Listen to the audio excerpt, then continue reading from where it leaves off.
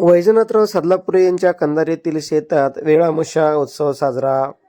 कंधारीतील सामाजिक कार्यकर्ते तथा शासकीय गुत्तेदार वैजनाथराव सदलापुरे यांच्या कंधार शहराजवळील शेतात आज दिनांक 19 रोजी शुक्रवारी वेळामुषा उत्सव साजरा करण्यात आला.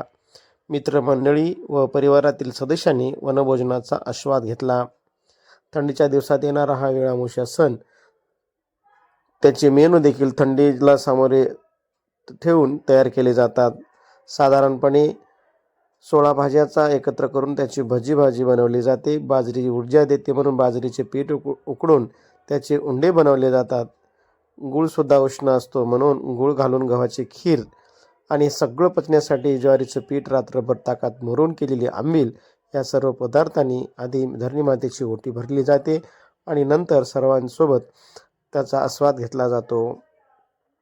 खंधारीतील आपल्या शेतात सामाजिक कार्यकर्ते शासकीय गुत्तेदार वैजनाथ सदलापुरे यांनी वेळामुषा अनोख्या पद्धतीने साजरी केली.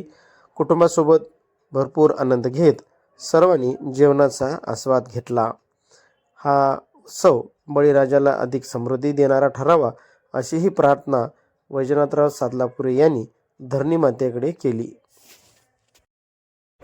यावेळी सुनील सदलापुरे, डॉक्टर सदलापुरे यांच्यासह सदलापुरे परिवारातील सर्व सदस्य, नातू यांची उपस्थिती होती.